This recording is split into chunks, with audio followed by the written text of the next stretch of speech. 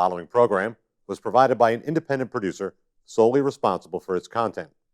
The opinions expressed do not necessarily represent the views of this station, its staff, board of directors, or underwriters.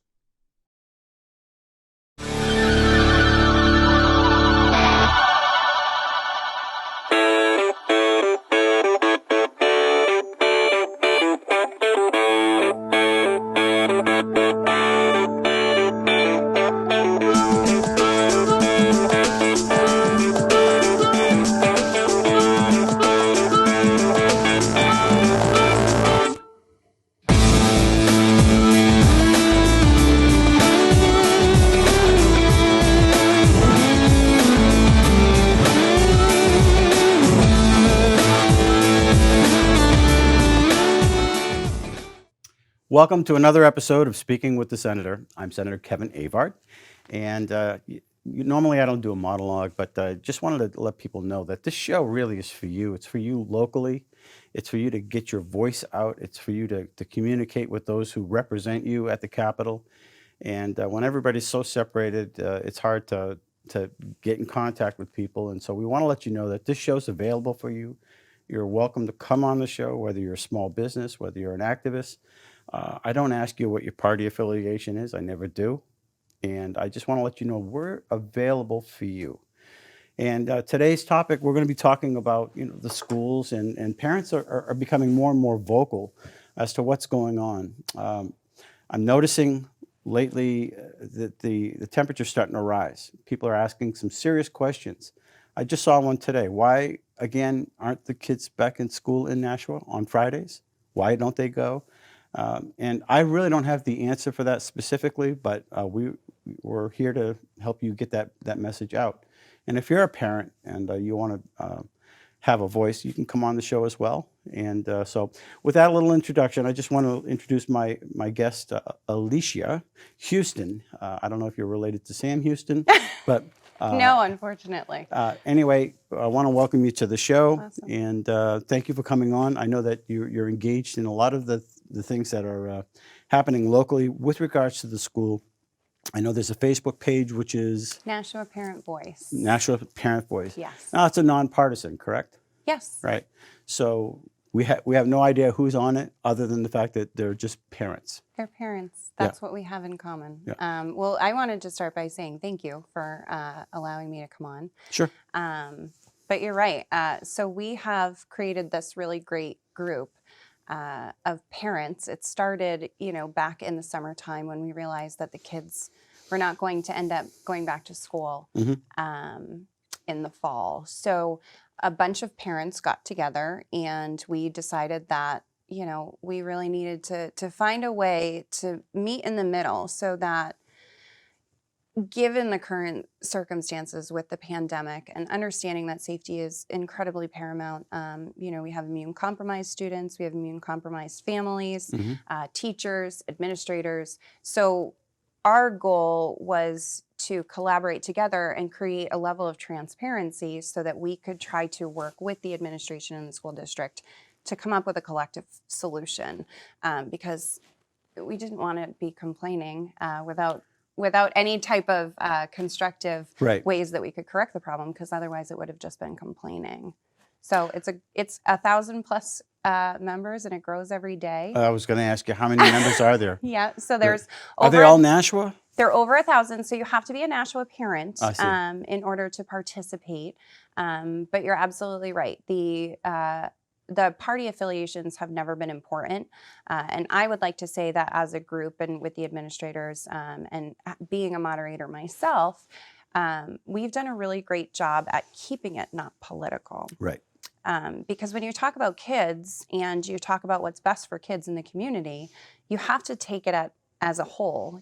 Each individual child of the 11,000 is an individual. Right. And learning is so different for everyone. So we understand that there's people that are really thriving in remote, and we absolutely want remote as an option for all of the students who need it and the teachers that need it. But there are other populations that remote doesn't work. Oh, I'm seeing that a lot actually, and I know that the kids across the spectrum, some of them are really struggling with it, and they need that personal connection, Mhm. and it's not boding well with them. We know that some seniors are having a difficult time, even the advanced students. I Mhm. just happen to know one, and you know they're doing okay. They're getting by, but it's not working super well. I mean, there are some really down times, and so one of the reasons I asked you to come on the show, and I wanted you to have a voice. I wanted to give it Yeah. some airtime, but there was a particular message that was sent to the governor's office, and it had to do with the recent decision of the Board of Education to extend this period uh, of remote learning rather than in a hybrid. Is that what it was? Yeah, a hybrid. So the extension of the remote learning and the way that the Board of Ed had worded it is that we have to meet two of the metrics from the Department of Public Health in Nashua in Mhm. order for our children. I don't know the exact numbers; are literally my least favorite thing on planet Earth. Sure. But we have to meet two of those metrics. So all of the kids, with the exception of our intensive needs special ed students, not all of them, but some of them, have been able to return to in-person, but we don't have an option for the other kids to go back to school. It has never been an option to include these kids who are not thriving in remote learning. You're right, there are students in accelerated programs that we're watching them fall apart. The mental health issues that we're starting to see with the depression and Mhm. the anxiety and the isolation. Children are not designed to be isolated, Right. and we learn best in situations like this where we're one-on-one, we're learning each other, we're reading each other's body language, and those are really important skills. That's part of communication. I agree Yep. 100%. That's part of learning. That's Mhm. how we learn people and learn how to effectively communicate. And at the lower levels, especially with our kindergarten, our first graders, our second and third, they're not going to have the opportunity because none of these kids have even met their teachers yet. And that speaks volumes Right. because rapport building and having that connection is so important. And we've taken that away. I understand, there's teachers that have legitimate reasons why they don't want to return to school. And we as a whole want remote as an option. We have people in the group that, their children are not able to go back to school, but they are able to kind of walk this gray area that not a lot of us can walk right now because of our, the climate and in society, really. Yeah, I remember when Senator Daniels was introducing the virtual learning, Mhm. and everybody was thinking, well, we're not really sure that's going to work. And wow, this is like this was totally unintended, obviously, but that's how we're at right now. And it's amazing how the tide has switched so quickly. But I do think that there are some kids that are falling apart. I wanted to ask you a question about this whole. Why is Friday a day off? That's a great question. I don't have an answer for that. To my knowledge, it is being used as part of the instructional hours because teachers are available for extra help during those times. But as far as a clear-cut answer as to why the children are not in school, I don't have an answer. I wish that I did. Mhm. And that was part of the other purpose of the group, is to find the answers and give transparency that didn't exist before, because there shouldn't be questions like that. There should be a clear, concise answer Is there to that. a Facebook website or a website or a Facebook page that the school puts out? I know Jean Inzarello, she helps out with communicating certain things that are happening locally, but officially, I don't know if that's the official Facebook page. Yeah, so the Nashua School District has done, a relatively great job. Mhm. I'm not knocking anything that they've done with communicating. A lot of the emails that we get from the Nashua School District are sent out to the parents and the students. And you can always go onto the website. That's usually where we're referred to. Mhm. As far as Facebook, I don't necessarily know that there's a lot of Facebook activity. There's, PTO groups that you can Okay, join. maybe that's part of it. Yeah, and there's, offshoots of, we have Nashua's Civic Sounding Board and the Civic Sounding Board 2.0.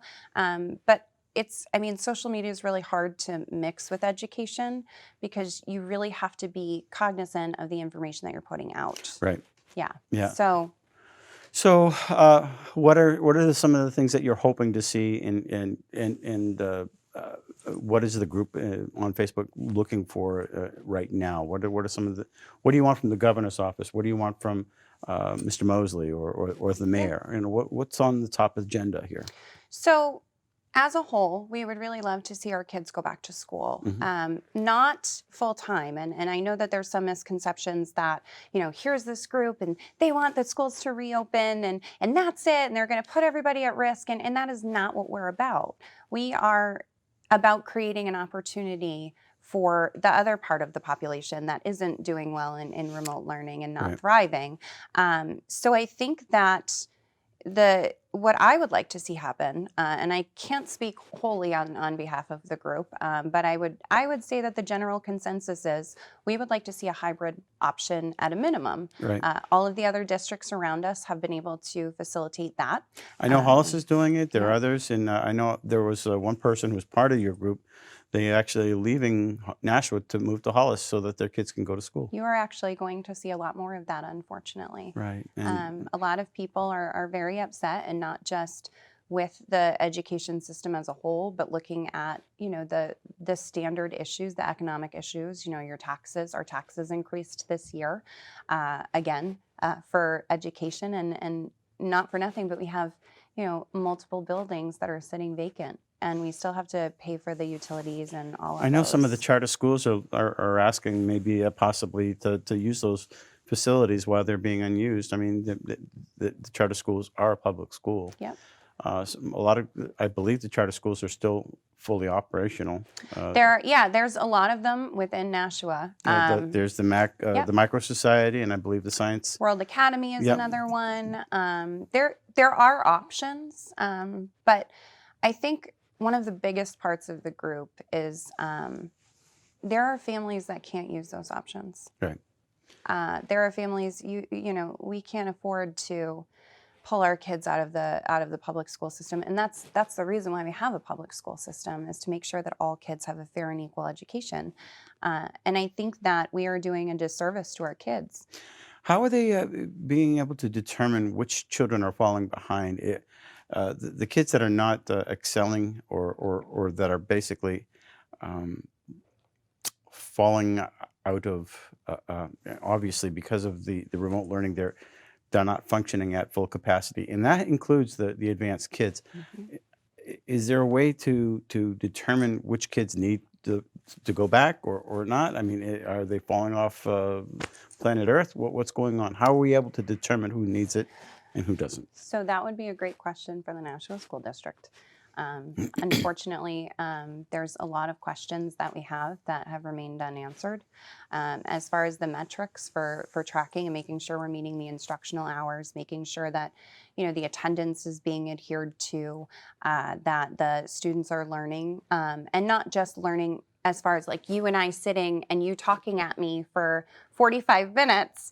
But I don't know what the parameters are for the metrics to measure. Are they responsive to the parents? Are they the Board of Education? Are they doing a good job? Oof, that is. Are they meeting the needs of the people? No. Are there a lot of unanswered questions? Yes. Right. What are some of the examples of questions that are not being answered? So some of the questions that are not being answered is the Emergency Order 64 was put into place, from my understanding and many others, to help encourage and add an option to get children back in school that met certain criteria. The way that it had been proposed to us was not necessarily a clear and concise option. They needed to meet certain special education requirements, and a lot of these children didn't meet those. So that was one of the unanswered questions: is what about the children that have these accommodations that require in person. I can't prompt you, Kevin, to, stay focused and not jump on the couch or be rolling on the floor or taking the video camera and showing you my dogs, or Right. Or hit the mute button and have the radio blasting. Right? exactly.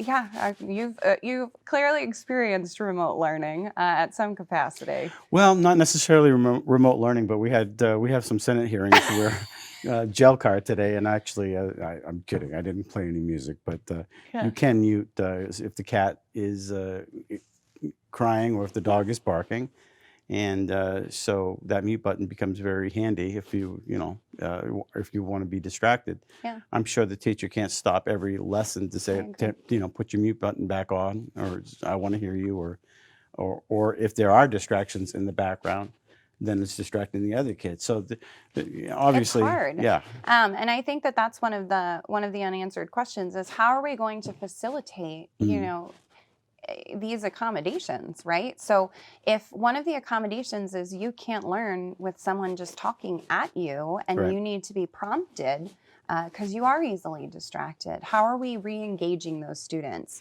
Are we doing it to our full capacity? Are there other areas that we can look into that we haven't quite done? So I would say, are they doing a good job is a hard question to answer. There's no way to figure it out. There's no way to know. There's no way to measure it. Right. And the measurability of it is going to be one of the biggest pieces. I remember years ago when there was this anti-homeschooling campaign that was out there, and they were talking about the value of the socialization with the kids. Well, here we go. So a lot of these kids are staying home. Where's the big push to get these kids back into school? I understand we have this situation, but it would help the parents immensely if they knew that there was an organization out there, a government agency that is actually working its hardest to get these kids back into school, And to show some progress and steps leading to progress. Mhm. So there is an election coming up, There sure is. and do you know of any candidates that are running for school board? I know of a few that have kind of raised their hands. I always laugh because I say they volunteered as tribute to make a difference and make a change. As far as whether or not they will actually do that, remains to be seen. But there are 4 seats coming up for election for Board of Education. Which is a very, very important public service. If you get engaged in that, and if people are not satisfied with your local property taxes, if you're not satisfied with the cost of education, if you're not satisfied with your children's education, it's incumbent upon people to consider running. There are people that get very comfortable, and it's okay to give them a nudge. I got kicked out of office. I'm back in, but we tried. We're here for public service. We're not here because it's a title. And we need results. And from what I'm gathering, there isn't a satisfactory result right now that is going on. And as you said, there's 1,000 people in this space. There's over 1,000. I meant to check before I came on, and then I got nervous because I was like, oh my gosh. But there's over 1,000, and And the general consensus is everybody's doing a great job, or there needs some improvement. The general consensus is very heartbreaking. Yeah. It's because I don't think that at this stage in the game, we're only thinking about whether or not people are or are not doing their job. There's a level of humanity that's there. We still have children that have not received Chromebooks. Oh, dear. Yeah. So from September to now, those children have not been learning. We're doing a disservice to the children. If you contact DCYF, don't quote me, call them. The child abuse cases have dropped. Who are the mandated reporters? Those are the teachers in school. There's a lot of kids that essentially, again, I don't know what the attendance checks look like. I don't know who's, tracking to see where these children are. And that, as a community member, that should raise some eyebrows. But I think that we, as a group, want to see change because you're right. It's not about the title. And I would be honest if I said I wasn't somewhat ignorant to, how important and the significance of local government until right now. In this moment, we're learning, and it's a really unfortunate set of circumstances. But that's why it is so important for people to volunteer, to run, to fill these spots if they think that they can make an improvement. But people have to be asking the question, why is Hollis working and we're not? Why are other towns working and we're not? All the time. Why are our taxes going up and our kids are not? Our children need to be learning. Why are they not? And who is in charge of this? Who is the one that is responsible for letting these kids fall behind? And this is going to have a ripple effect in our society if we don't make some changes. And it's got to be quick, because you're paying a high price for this, and they're paying a high price for not being educated. We have kids. We have a senior that's going to college, and she's taken some advanced classes. She's taken some, and she wants the education. I know some younger kids in other towns that they do have the hybrid and smart kids, but they're not being challenged. They're not being pushed. That needs to be addressed. This has to stop. This has to work, and people have to be at least visibly engaged in trying to make it work, communicating to the parents. And I think that's one of the things that we as public servants need to be good at, and we're trying to. You can't obviously reach out to everybody. It's impossible. But there needs to be some visibility, with the community. And the Board of Education, it's time for them to take notice. Is anybody on the Board of Ed in that particular program? And are their kids in school? So that's a great question. It's kind of like a rumor mill. I haven't personally looked into it because, I've been trying to remote teach my children and wrangle dogs. Well, and this do way they my would have stuff. skin in the game, right? I agree. So I know that one of the board members, I believe Ray, had a senior last year. So he at that stage in time had a dog in the fight is the best way to put it. I know that there are other members of the board that have children, whether or not they are children in the school district or in a charter school or private school. How they choose to educate their children is honestly not. It's nobody's business. Yeah, but it's it would not be, my concern. But I agree with you. I think that there is a level of difference between being able to advocate and say this could be best for the kids. But one of the things in an article that I actually wrote, it was in the Granite Grok. It was an open letter to the Nashua Teachers Union, the Board of Ed. Granite Grok, is that Granite Grok? Okay. I could give you the exact web address, but it's available online. Sure. And basically, we summed it up as a whole, or at least I did, as Nashua's drowning.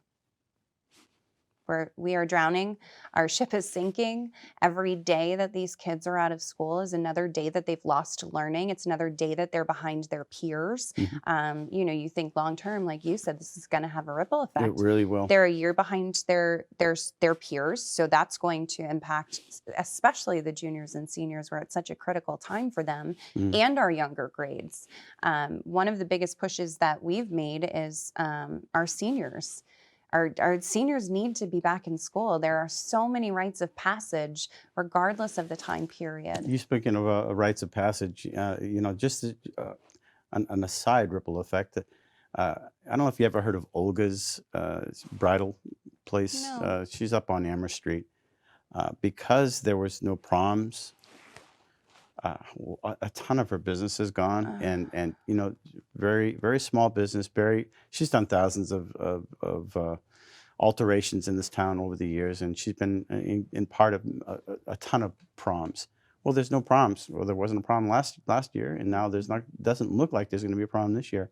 So that's a little ripple effect. It's affecting the kids, but it's also affecting the economy. Yes. And the ripple just continues if it affects a small business like her.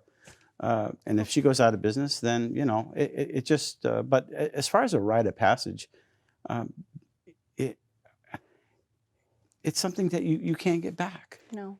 You Think back to when you were in high school. Yeah. Anybody that's watching this, I would encourage you to to think, I mean, think back to when you were in high school. What are the things you remember? You don't remember, your classes or any of that stuff. You remember I remember a few of them. I remember a couple. I'm going to choose not to remember most of them. I'm sure my teachers in the younger probably didn't want me to remember me. Stubborn and opinionated, right? It's a skill that you have to tame, but you don't want to tame out of them. Sure. That's being kind. But you think about, senior prom, senior trips, I mean, senior skip day, graduation. Right. Well, through all the years, they had pajamas day, they had backwards day, they had this, they had that, they had this. And this whole situation is stealing a generation of memories. Mm-hmm. And so, but I wanted to thank you for coming on the show. What's the name of the Facebook page again? So it's Nashua Parent Voice. You do have to be a Nashua parent because, we're sharing. How do you verify that? We ask questions. Okay. There's no scientific process. We're not hiring a forensic analyst to track How your many location. administrators are on there? There are about 8 of us, between 8 to 10. And you don't go into the deep dives. Some people can get pretty low on social media and get really negative and that. So it's a way to. So it's actually been a very, very positive group. I have to give every single one of the parents that's a part of it, kudos. Right. We have done a really great job at staying focused and staying positive, even in the most negative of situations. The blows for blows that we've gotten from the Board of Ed in their decision making, the one most recently, that was a hard one to swallow. But we've done a collectively really great job at not focusing on the people, and you don't see that that hatred, because that's not what we're there for. We're there to come together for the kids, and we're there to help our community. Right. Like you said, we have small businesses that are really suffering. We also have forced education displacement. We have parents that have to stay home because they have to advocate and teach their kids, because some of those accommodations with special education kids aren't being met. They have young kids. So this is affecting the community in a not just short-term way, but in a very long-term capacity. And I am absolutely terrified, if we continue to do this, how much more damage we could do, not just to our economy, but to our kids. Okay, so the name of the Facebook page is? Nashua Parent Voice. Nashua Parent Voice. And and it's through Facebook. Is there an Instagram or anything like that? We do not have an Instagram. If you have any questions specifically for me that you want me to pass along, you can email me directly at drowningparent, NSD. So NSD, Nashua School District. One more time, because I interrupted. drowningparentnsd@gmail.com. Okay, great. And thank you for watching Speaking with the Senator. If you want to come on the show and share what you think about the situation or any particular situation here in Nashua, give us a ring. We'd love to have you on the show.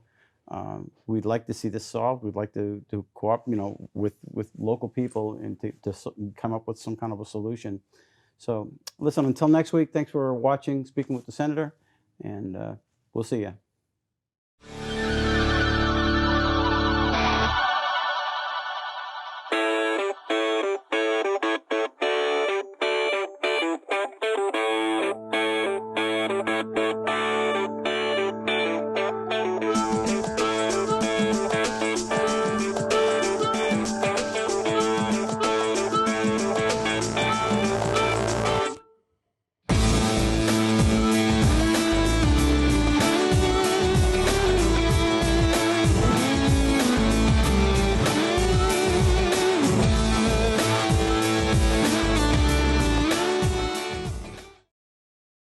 The preceding program was provided by an independent producer solely responsible for its content. The opinions expressed do not necessarily represent the views of this station, its staff, board of directors, or underwriters.